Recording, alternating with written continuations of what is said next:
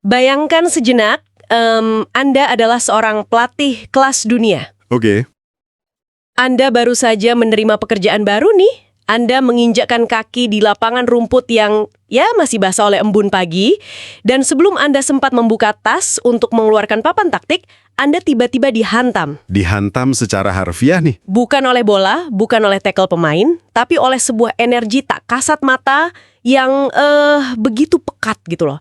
Sesuatu yang seketika meruntuhkan semua asumsi dan kerangka kerja di kepala Anda tentang tim tersebut. Wah, itu pengalaman yang pasti bikin merinding sih. Bener banget. Dan itulah yang benar-benar dialami pada sesi latihan perdana Timnas Indonesia kita. Tapi sebelum kita membongkar fenomena aneh ini, saya ingin menyapa Anda dulu yang sedang mendengarkan. Ya, selamat datang semuanya. Semoga Anda yang sedang mendengarkan sesi ini selalu diberikan kesehatan, kelancaran rezeki, dan tentunya semangat yang terus menyala dimanapun Anda berada. Selamat datang di Raka Pradita Channel. Tempat di mana kita nggak cuma baca berita di permukaan ya. Tepat sekali, ini adalah ruang khusus di mana kita mengambil pisau bedah analitis kita untuk menelusuri informasi sampai ke akar-akarnya. Dan penelusuran semacam ini sangat krusial kan? Karena mengetahui daftar nama pemain yang dipanggil saja nggak akan memberi kita gambaran utuh tentang apa yang sebenarnya sedang dibangun di lapangan latihan tersebut. Nah, itu dia. Makanya, misi bedah mendalam kita kali ini memfokuskan lensa pada dinamika di balik persiapan skuad Garuda menuju laga tanggal 27 Maret nanti. Melawan Saint Kitts and Nevis ya, di ajang FIFA Series 2026. Betul, dan kita nggak akan membuang waktu ngebahas prediksi formasi, apakah 4-3-3 atau 3-5-2 gitu ya? Terlalu standar itu. Ya kan, kita akan menguliti perubahan mentalitas yang masif, terus teror dari 80.000 suara supporter, dan tentunya persaingan internal yang brutal dari 24 pemain terpilih. Jadi, mari kita bedah ini. Mari kita mulai. Kita mulai dari catatan nahkoda baru kita nih, John Herdman. Waktu dia datang ke latihan perdana, dia tuh nggak mencatat soal akurasi umpan atau transisi negatif. Menarik. Terus, apa yang dia catat? Dia justru mencatat bahwa dia merasakan ada aura, ada semangat, ada kebersamaan, dan rasa bangga yang menurutnya bikin bermain untuk Indonesia itu bukan sekedar urusan taktik. Tapi lebih ke urusan hati ya. Betul, hati dan tanggung jawab. Nah, gimana Anda melihat ini? Mengingat latar belakang Herdman, observasi pertamanya itu sebenarnya cukup aneh sih. Aneh gimana maksudnya? Ya, dia kan profil pelatih yang hidup dari metrik, kan? Data pergerakan spasial, struktur positional play, hal-hal teknis seperti itu. Oh iya betul, sangat analitis. Tapi elemen pertama yang ia jadikan fondasi justru sesuatu yang nggak bisa diukur oleh perangkat lunak analisis apapun. Dia menyoroti hati. Sesuatu yang sangat manusiawi ya? Sangat. Karena di level olahraga elit, Anda itu bisa mengajarkan seorang back kapan harus melakukan pressing tinggi atau kapan harus turun membentuk blok rendah. Itu bisa diajarkan dalam waktu beberapa minggu saja. Taktik bisa dihafal lah ya? Persis. Tapi rasa tanggung jawab membela lambang negara di dada, itu adalah dorongan intrinsik. Anda nggak bisa menyuntikkan motivasi itu ke dalam diri seorang pemain kalau sejak awal dia nggak memilikinya. Kalau boleh saya tarik ke realitas sehari-hari kita nih. Ini tuh mirip banget sama hari pertama kerja di sebuah perusahaan raksasa. Oke, analogi yang menarik. Gimana tuh? Ya, Anda bisa aja baca buku panduan karyawan, menghafal SOP sampai luar kepala, dan ngerti visi misi perusahaan di atas kertas, kan? Iya, secara teori semuanya jelas. Tapi, budaya kerja dan militansi di kantong itu adalah sesuatu yang langsung terasa di udara begitu Anda masuk ke ruangan. Aura ruangannya beda ya? Benar. Dan ketika perusahaan sedang menghadapi krisis, misalnya di kuartal akhir nih, yang bikin karyawan mau lembur sampai pagi itu bukan buku SOP-nya. Tapi ikatan emosional mereka dengan timnya. Tepat. Dan di lapangan hijau, saat udah masuk menit ke 85, ketika paru-paru rasanya mau pecah dan kaki seberat beton, taktik itu seringkali menguap begitu saja kan? Secara fisiologis, memang begitu loh cara kerjanya. Oh, wow, ada penjelasan biologisnya. Ada dong. Ketika tubuh mengalami kelelahan ekstrim, suplai oksigen ke otak, khususnya ke area korteks prefrontal yang mengatur pengambilan keputusan logis, itu akan menurun drastis. Jadi kemampuan berpikir jernihnya hilang? Betul. Di titik itulah struktur taktik mulai runtuh. Pemain mulai salah umpan, telat menutup ruang, ya hal-hal dasar mulai berantakan. Terus apa yang menahan mereka supaya nggak menyerah? Nah, apa yang bikin seorang pemain tetap mau berlari sejauh 50 meter buat ngejar bola yang nyaris keluar, padahal otaknya udah teriak buat berhenti? Itu tadi, motivasi intrinsik. Dorongan dari hati yang Herman rasakan tadi ya. Betul sekali. Herdman sangat sadar kalau para pemainnya udah punya fondasi pengorbanan ini, menyuapkan sistem taktik sekompleks apapun ke mereka bakal jauh lebih mudah. Karena mereka ngelakuinnya bukan karena takut dihukum pelatih ya. Tepat. Mereka menjalankan instruksi karena merasa punya tanggung jawab kolektif terhadap tim dan negara. Masuk akal banget sih, tapi begini, rasa tanggung jawab dan energi yang dirasakan Herdman di lapangan latihan itu, kan nggak mungkin muncul dari ruang hampa. Pasti ada pemicunya. Ya, itu adalah manifestasi dari ekspektasi jutaan orang yang puncaknya nanti bakal meledak pada tanggal 27 Maret di Stadion Utama Gelora Bung Karno. Laga melawan Saint Kitts and Nevis. Benar, kita lagi ngebahas antisipasi hadirnya 80.000 supporter nih. 80.000 manusia berteriak bareng di dalam satu struktur mangkuk raksasa. Itu adalah sebuah variabel lingkungan yang dampaknya nggak bisa dianggap remeh. Apalagi dalam literatur psikologi olahraga modern. Nah, mari kita lihat ini dari sudut pandang yang sedikit lebih skeptis ya. Silahkan. Kita kan udah terlalu sering dengar narasi klise dari komentator kalau supporter adalah pemain ke-12 atau suara penonton itu ngasih energi tambahan. Iya, ungkapan klasik sepak bola. Tapi kalau kita bedah secara harfiah dan medis nih, gimana mungkin suara 80.000 orang yang teriak bareng bisa benar-benar mengubah performa fisik pemain di lapangan? Oh, ini pertanyaan yang bagus banget. Bukankah intensitas suara dan beban ekspektasi sebesar itu justru bisa jadi tekanan yang menghancurkan? Coba Anda bayangkan harus presentasi proyek penting dan ada 80.000 orang teriak ngawasin setiap kedipan mata Anda. Otot pasti kaku dan otak jadi lumpuh kan? Nah, apa yang Anda sentuh di sini adalah anatomi dari keuntungan kandang atau home advantage. Dan ini sebenarnya merupakan pedang bermata dua loh. Pedang bermata dua gimana? Mari kita bedah mekanismenya. Oke, secara bioakustik, 80.000 suara di GBK itu nggak sekedar bikin kebisingan. Mereka tuh menciptakan gelombang suara frekuensi rendah yang secara harfiah menggetarkan tanah dan udara di sekitar pemain. Getaran fisiknya sampai terasa ya? Sangat terasa. Dan ketika telinga pemain menangkap gemuruh desibel tinggi ini, sinyalnya itu langsung dikirim ke amigdala di otak. Tunggu, amigdala. Ya, itu adalah pusat pemrosesan emosi primitif kita. Dan amigdala ini nggak pakai mikir panjang, dia langsung nyalain alarm ke kelenjar adrenal. Untuk memompa adrenalin gitu? Persis. Dia memompa adrenalin dan noradrenalin langsung ke dalam aliran darah pemain. Berarti ini murni respons biologis otomatis dong? Pemain nggak bisa mengontrol pelepasan hormon tersebut? Sama sekali nggak bisa dikontrol. Sesaat setelah hormon itu masuk ke aliran darah, detak jantung mereka meningkat pesat. Langsung mode tempur ya? Betul. Saluran udara di paru-paru melebar untuk narik lebih banyak oksigen dan pembuluh darah yang menuju ke otot-otot kaki juga ikut melebar. Oh wow, jadi tubuhnya benar-benar dipersiapkan secara instan. Iya, secara instan tubuh merespon dengan peningkatan kewaspadaan, kecepatan reaksi jadi lebih tajam, dan yang paling krusial nih, Apa tuh? ambang batas rasa sakit mereka naik drastis. Rasa lelah otot karena asam laktat yang biasanya kerasa di menit ke-60, itu bisa tertunda sampai menit ke-80 atau bahkan sampai fluid panjang. Wah, ini alasan ilmiah kenapa supporter dibilang sebagai bahan bakar ya. Bener banget, itu murni biologi. Oke, itu ngejelasin sisi positifnya nih. Tapi kembali ke pertanyaan saya yang awal tadi soal tekanan yang menghancurkan. Gimana dengan efek negatifnya? Disitulah kematangan mental menjadi pemisah antara pemain amatir dan pemain elit.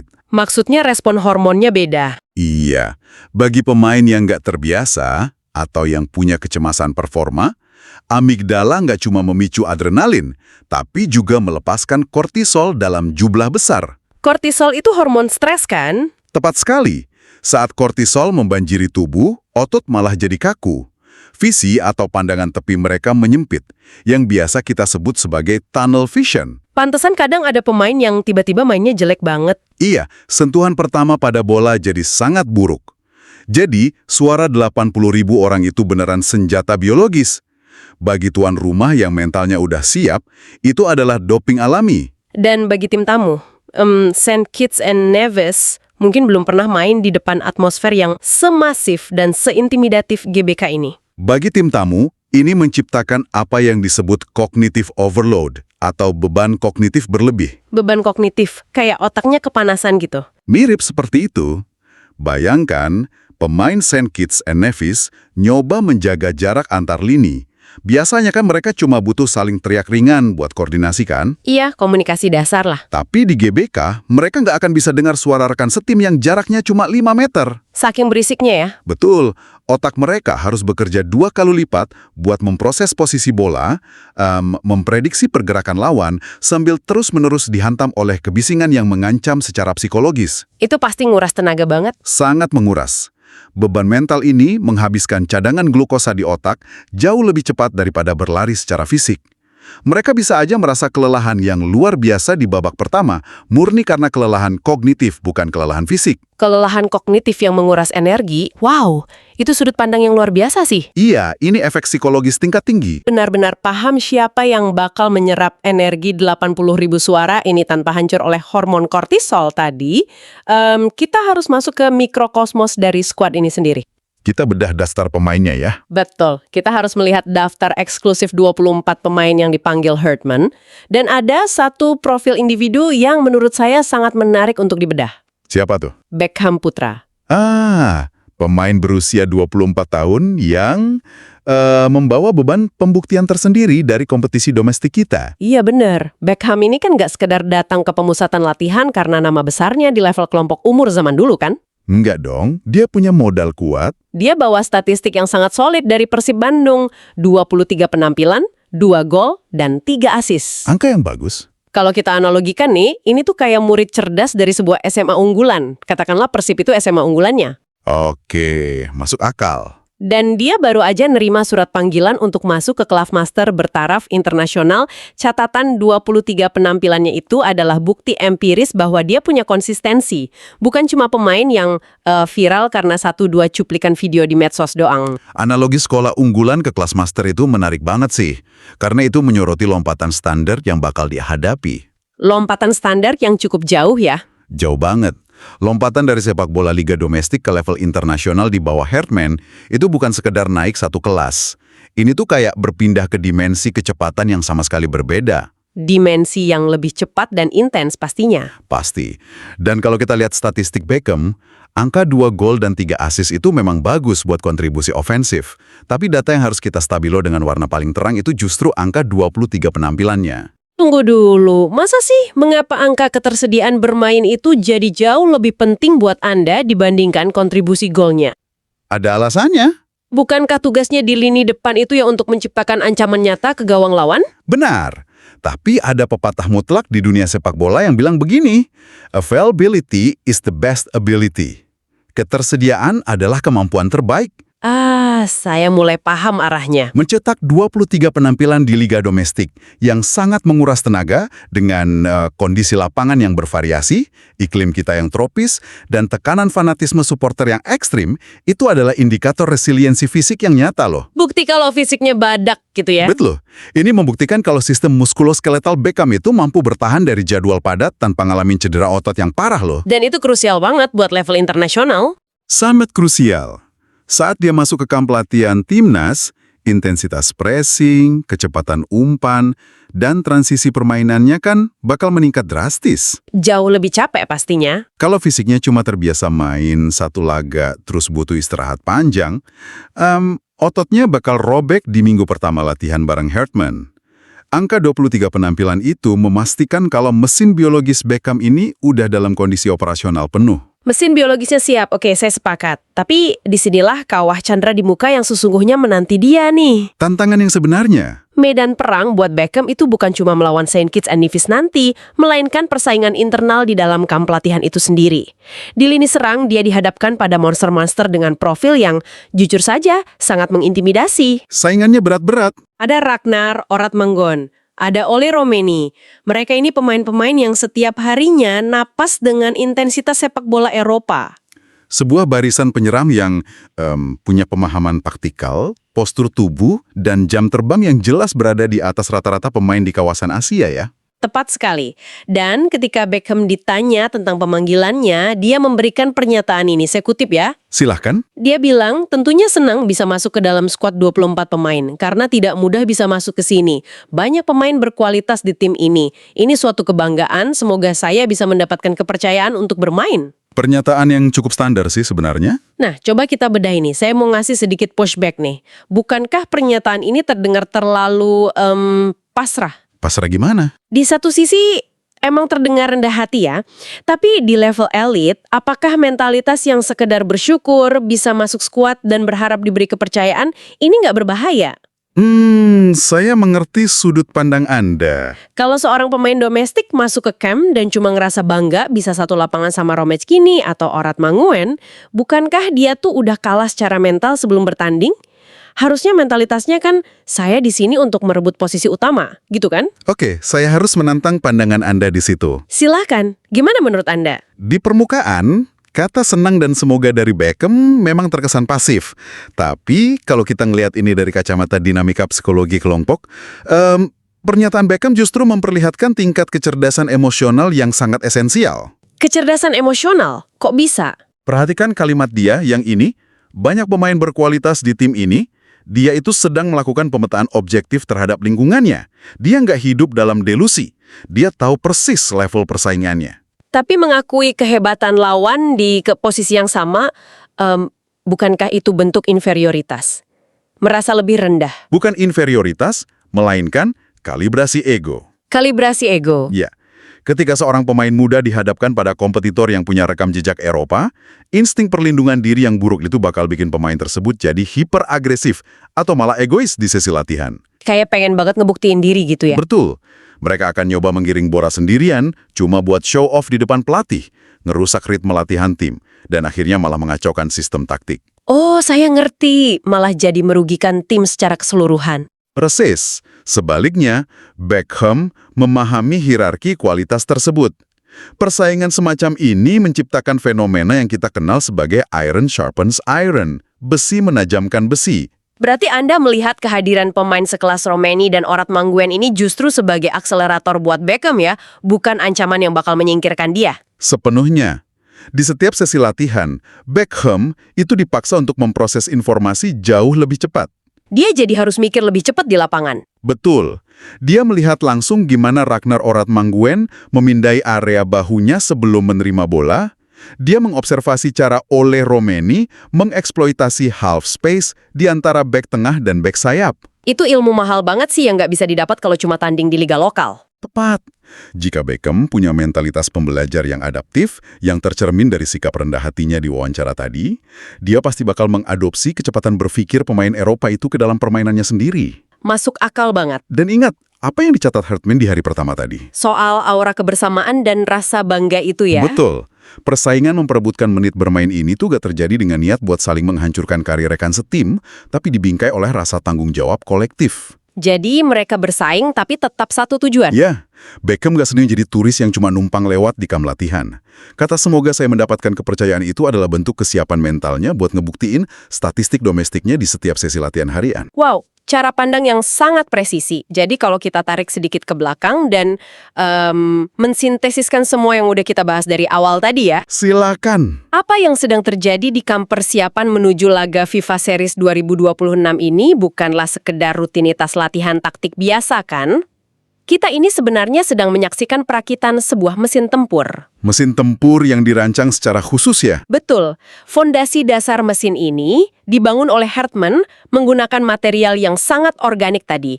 Ada hati, kebanggaan, dan tanggung jawab yang intrinsik. Sesuatu yang nggak bisa di-copy-paste dari buku taktik. Persis. Kemudian, mesin organik ini ditempa dalam suhu tinggi melalui persaingan internal yang sangat sehat.